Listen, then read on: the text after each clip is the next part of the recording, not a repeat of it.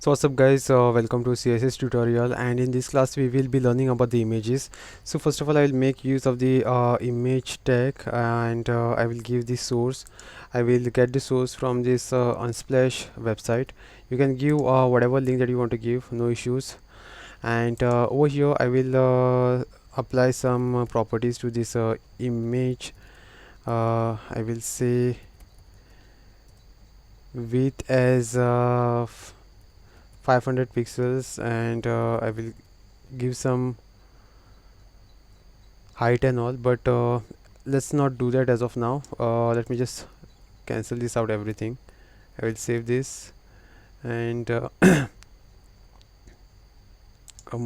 will come to the desktop where my file is located, and I will execute it. I just want to see whether my image is getting displayed. Okay, so now I'm getting this image on the desktop.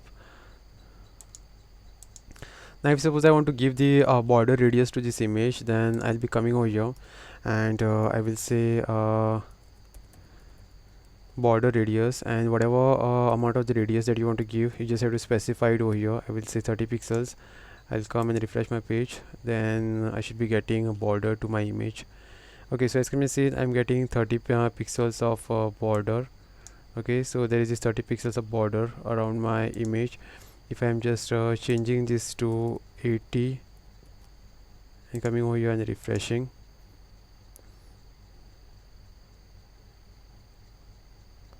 now I'm getting this 80% of border for my image. So currently I'm getting the different kind of images from this one link, because I have used this dynamic link from source Unsplash. You can go and grab your dynamic link from this website. Okay, so now as can be seen, my image is just going out of the screen. Okay, so it is just going out of the screen. I just have to use this horizontal scroll bar to scroll left and right. So in order to avoid that, I will be making use of the width property, and I will give the width as 100%. Instead, in order to make this responsive, whenever you are like designing the responsive websites and responsive mobile applications, and if you want to give the responsive width of the image, just give this property as a maximum width and not as a width. Okay, this is really very important. Give the property as a maximum width, and I will save this. I'll come over here and I'll refresh. Now let me show you the value of this maximum width. Okay, so now this image is actually fitting inside of my screen, and if I'm just decreasing the screen, then it is adjusting according to the screen size. Okay, so this is we are getting this output because we are set this property as maximum width. If I'm just giving the width, and if I'm just saving this and coming over here and refreshing, and this image will be going out of the screen. Okay, so still it is working fine, but this is working fine because width of this image is actually very big, and it is now it is adjusting itself because it is having very big width. But it is if it has small width and all, let me just specify the width over here. I will say width as 500. Now let's see what issue we are facing.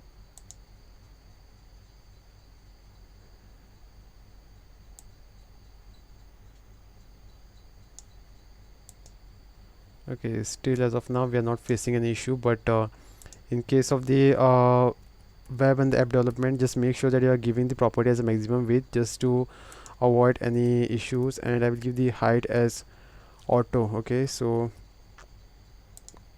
let me just refresh this.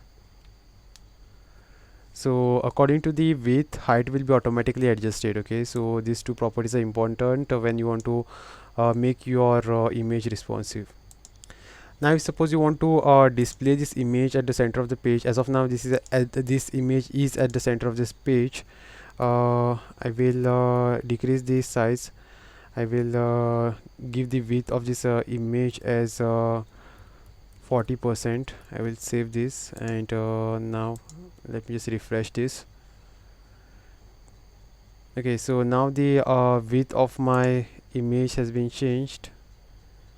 It is adjusting itself properly. But now suppose I want my image at the center of the page, then I can do that by making use of the display. I will say display, and I will display this as a block, and I will give the margin. Okay, let's see whether this is working or not.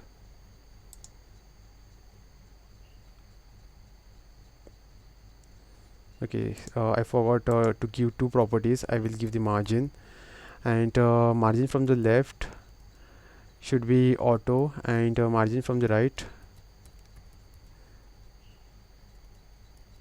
should also be auto. Okay, so this will position the image at the center of my page. Okay, so now as can be seen, this image is getting displayed at the center.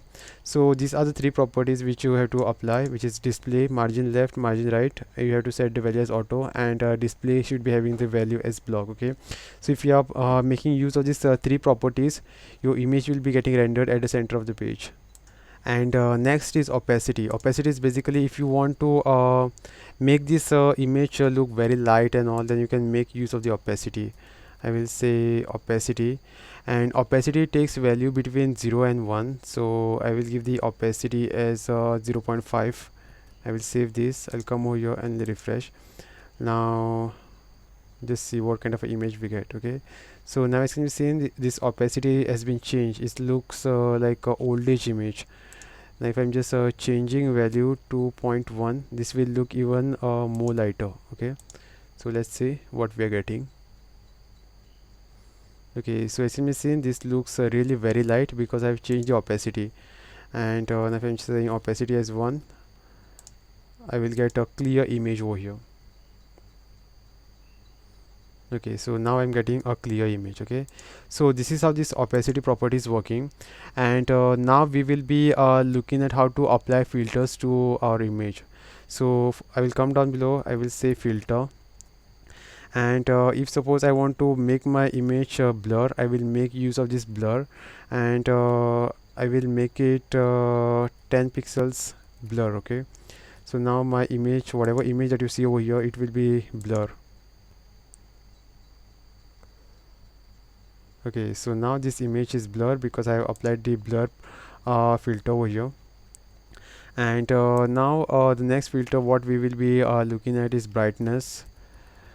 I will say brightness, and I will give the value in terms of the percentage. I want 40% of brightness. I will save this. I will refresh.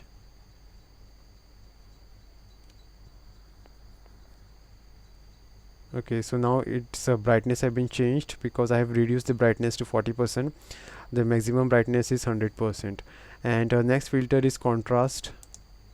I will come over here, and I will say contrast, and when it comes to the contrast, value is given in terms of percentage. I will give the 50% of contrast, and let me just refresh this.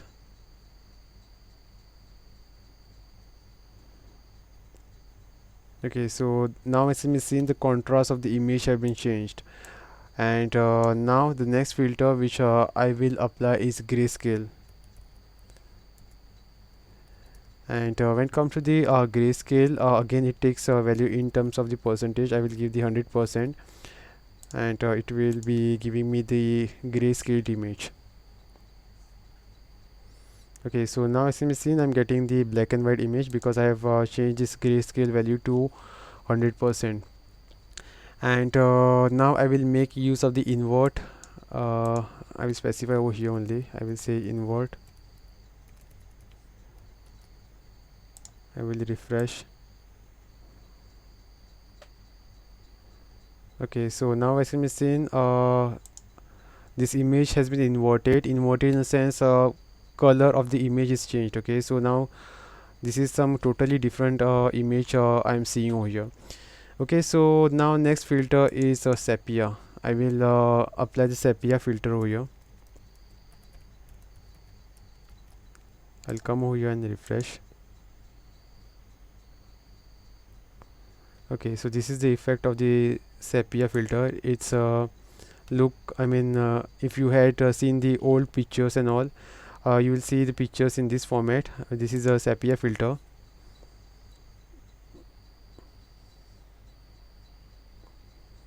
Okay, I think this much is enough for you all. Thanks for watching. This was all about images and their filters.